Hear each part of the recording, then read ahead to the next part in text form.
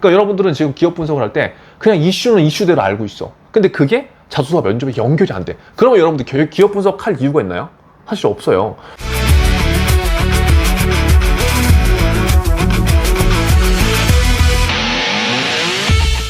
자, 기업은행 자소서 문항 구성 한번 볼게요. 제가 블로그에 이제 글을 다 써놨는데 여러분들 자소서 지원 동기를 쓰는 방법들이 굉장히 다양하거든요. 근데 지금 기업은행 같은 경우에 제가 문항의 우선순위를 1번과 4번을 비슷하게 해놨고 2, 3번을 이제 같다고 해놨잖아요.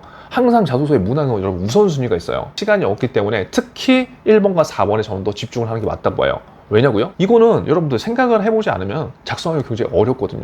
그래서 만약에 금융권을 준비했다고 하는 생존이들은 1번과 4번에 조금 더 집중을 해주시는 게 훨씬 더 유리하고요. 만약에 내가 비전공자다 라고 한다고 하더라도 1번과 4번에 남은 시간 동안 조금 더 관심을 표현하는 방법들을 여러분들이 찾아본다면 훨씬 더 본인이 직업을 선택할 때 최우선으로 고려하는 것, 그리고 지원한 동기와 입행 후 역할, 작성 포인트는요 어렵지는 않아요. 우리가 다 예상한 거잖아요. 여러분 기업은행도 당연히 사람 사는 곳이죠. 그렇죠? 사람 사는 곳이고 물론 금융이라는 이 공통된 키워드로 속한 조직이지만 그 조직원들이 어떠한 생각과 철학을 갖고 있는지가 굉장히 중요해요. 왜?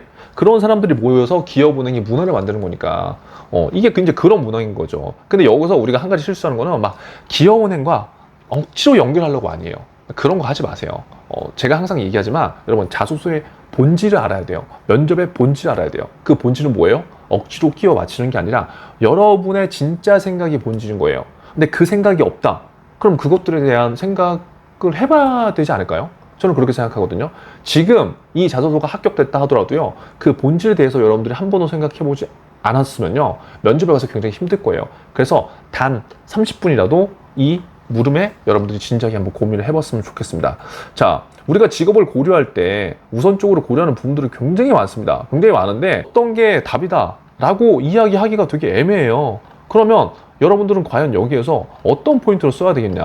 여러분 지원 동기는 이유가 되게 많죠. 제가 지원 동기 몇 가지 방법이 있다고 했죠? 그래서 4가지 방법이 있다고 했죠. 경험적 지원 동기, 산업적 지원 동기, 직무 지원 동기, 회사 지원 동기, 이게 있다고 했는데 사실 경험적 지원 동기가 가장 좋으나 그게 누군가는 있고 또 누군가는 없기 때문에 제가 이전 영상에서도 이 영상에서도 결합을 시키라고 했잖아요. 1번, 4번, 2번, 4번, 3번, 4번. 요거 이해 안 되는 생존들은 요 유해 영상 보세요. 자, 그래서 지금 이 문항 같은 경우에는 이것만 명확하면 돼요. 나는 직업을 선택할 때 나한테 가장 중요한 건 그 일에 대한 가치다. 이건 그냥 예입니다. 여러분만의 Y가 있으면 된다고요. 어떤 게 최우선으로 고려되느냐, 그 키워드가 중요한 게 아니라 나한테는 가치야. 가치라는 키워드. 왜? 나는 사람이 살면서 가장 중요한 거는 누군가한테 어떠한 것을 전달했을 때 그 사람이 받는 그 느낌, 그 가치가 나는 가장 중요하다고 생각해. 근데 내가 기업은행에서 줄 수 있는 가치는 금융적인 이러한 가치를 전달할 수 있을 것 같아. 예를 들어서 뭐 이렇게 우리가 연결시킬 수도 있는 거겠죠. 그래서 가장 중요한 건 뭐다? Y나다, Y나. 항상 강조하지만 여러분만의 Y가 있으면 된다는 겁니다. 자, 그럼 지원 동기랑 입행 후 어떠한 역할을 할 것인가? 이거 되게 힘든 생존들이 많을 텐데 이때는 여러분들이 제가 이야기한 대로 경험적 지원 동기를 사용해도 되고요. 산업이나 기업, 직무 지원 동기를 사용해도 되는데 그 방법이 되게 난감한 생존들이 있을 거예요. 그래서 어리얼 체인지에서 저희가 기업 분석 자료를 여러분들한테 지금 제공을 하고 있잖아요. 여기 지금 아직 기업은행 같은 경우는 아직 끝나지 않았는데 예를 들어서 뭐 1번을 본다. 그럼 이제 이런 거예요. 자소서 문항과 한번 연계를 한번 볼게요. 자소서 문항과. 자, 여기 보세요. 앞부분의 직업 선택적 가치는 여러분의 기준에 맞춰서 작성을 하면 된다. 정답이 없기 때문에 꼭 기업은행에서 이러한 직업 가치를 작성해야지 추천하지 않는다고 돼 있죠. 예를 들어서 여기에 지금 어떠한 이슈가 있었냐면 이 신년사를 저희가 갖고 왔어요. 저 기업 분석 자료를 활용해 본 친구들은 알겠지만 여기에 항상 저희가 어떻게 해요?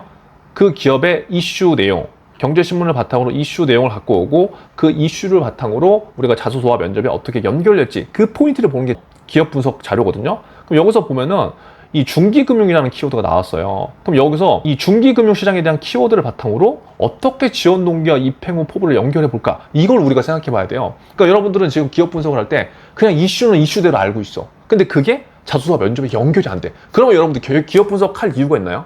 사실 없어요. 이슈만 아는 거는요, 누구나 그 공부하면 알 수 있습니다. 그런데 그 이슈를 자소서와 면접 때 어떻게 연결시키냐? 이건 뭐냐? 이건 고민의 영역이에요. 어떤 영역이요? 고민의 영역. 그 고민을 우리는 다른 식으로 어떻게 표현해요? T포인트라고 표현하죠. 왜? 지식이 전환되는 거잖아요. 내가 지금 지원하는 분야에. 그래서 그 과정이 굉장히 중요하다. 자, 여기서 먼저 전공자든 비전공자든 기업은행이 중소기업을 위한 은행이라는 거는 우리가 다 알고 있죠. 그쵸? 그럼 우리가 지금 해야 될 일은 뭐예요? 그들의 언어로 이해하고 표현하는 거다. 그럼 그들이 누구야? 면접관분들이겠죠. 인사 담당자분들이고요. 자, 여기에 중기대출이라는 키워드가 그 언어가 될 수 있다는 거죠. 물론 중기대출은 타 은행에서도 많이 쓰지만 지금 기업은행의 신년사를 바탕으로 이 기사를 갖고 왔기 때문에 그들의 언어가 될 수 있다는 거죠. 그래서 이 중기대출이라는 키워드를 바탕으로 지원 동기와 포부를 작성하는 것도 하나의 방법이다. 자, 지금 우리가 하는 방법은 뭐예요? 지원 동기 입행 포부 여러분들만의 스토리가 있을 거라고요. 그런데 그 스토리가 만약에 없는 친구들은 이러한 기업 분석 이슈를 활용해서 이렇게 문항을 연계시켜 보라는 거예요. 예를 들어 이렇게 활용해 본 거예요. 기업은행 행정님께서 말씀하신 6대 과제가 있습니다. 그 6대 과제를 모르면 여러분 될까요? 물론 합격을 할 수 있지만 아는 것을 전 추천해요. 6대 과제 중에 하나가 여러분 중기금융이에요. 행장님께서 말씀하셔? 근데 그게 신년사야? 그럼 굉장히 중요한 거겠네? 그럼 그런 것들 내가 자소서 면접에 어떻게 연결시킬까? 이 생각을 갖고 지원 동기랑 입행 후 포부를 생각한다면 본질을 좀 더 강화시킬 수 있겠죠. 대부분은 저는 그냥 기업 금융 담당자가 될 겁니다. 이렇게 얘기하는데 그게 아니라 기업 금융 중에 중기금융이라는, 보세요. 기업 금융 담당자가 될 거야. 이거는 10명 중에 9명이 한다고요. 그런데 조금 더 관심 있는 친구도 어떻게 해요? 저는 기업 금융 중에 중기금융에서 뭘 하고 싶어요. 조금 키워드 자체가 세부적으로 됐죠. 이렇게 표현할 수 있는 거예요. 그리고 또 여기에서 조금 더 세부적인 친구들은 어떻게 돼요? 여기에 제가 그 중기금융에서 뭘 하고 싶어서 FA505을 해보면서 뭘 느꼈어요? 이 FA505은 뭐예요? 현장 방문이죠. 그렇죠? 그럼 이렇게 되면 어떻게 돼요? 와이나가 해소가 되는 거예요. 그러니까 결국 여러분 키워드가 좁아질수록 구체화가 되는 거고요. 그 구체화는 상대방이 봤을 때 이 친구가 우리 기업은행에 들어오기 위해서 노력을 했구나. 이렇게 되는 거기 때문에 면접장에 가면 굉장히 유리해질 수밖에 없어요. FA5050을 통해서 얻은 내용을 바탕으로 그 수치화된 목표를 제시한다면 조금 더 이제 구체화될 수 있죠. 기업 분석 자료에서 심플하게 나온 거 요거 하나만 하고 다음 문항을 한번 넘어가 볼게요. 예를 들어서 이런 거겠죠. 그냥 중소기업 담당자가 되고 싶다 그게 아니라 저는 현재 이러한 상황에서 많은 중소기업들에게 도움을 주는 이러한 상품을 개발하고 싶다. 왜냐면 지금 신년사에서 나온 키워드도 있기 때문에 조금 더 우리가 지원 동기라든가 입행 후 포부를 작성할 때 조금 더 세부적으로 들어가는 거예요. 그럼 뭐예요? 많은 중소기업들에게 도움을 주는 땡땡 상품을 개발하고 싶다. 이 땡땡 상품은 뭐예요? 여러분들의 생각과 관점에 따라서 여기 집어넣을 수 있는 것들이 달라지는 거겠죠. 그쵸? 근데 이런 생각을 해봐야 된다고요. 안 하고 그냥 시중에 나와 있는 기업 분석 자료 갖고 가서 그냥 그대로 그냥 내용만 전달해. 아무 의미 없습니다. 그 두 번째 예시로 이렇게도 할 수 있어요. 저는 자영업자 대상 땡땡 대출을 만들어서 그들이 어떻게 하는데 뭐를 기여할 거예요. 이건 한 가지 제가 여러분들한테 템플릿을 주는 거예요. 이대로 하라는 게 아니라. 왜냐면 이렇게만 여러분들이 자소서와 면접장에서 전달을 해도요 차별화가 될 거예요. 왜냐면 자영업자 대상 땡땡 대출을 만든다. 그럼 면접관 입장에서 궁금하겠죠. 왜 이 친구가 이 땡땡 대출을 만들고 싶을까? 그리고 어떻게 땡땡을 하겠다. 어떻게 이 친구가 할 건지. 근데 그게 그 시작이 면접이 아니라요. 이 자소서를 작성할 때 이런 것들이 생각이 돼야 돼요. 그래야지 면접 때 여러분들이 확실하게 차별화를 낼 수가 있습니다. 아시겠죠?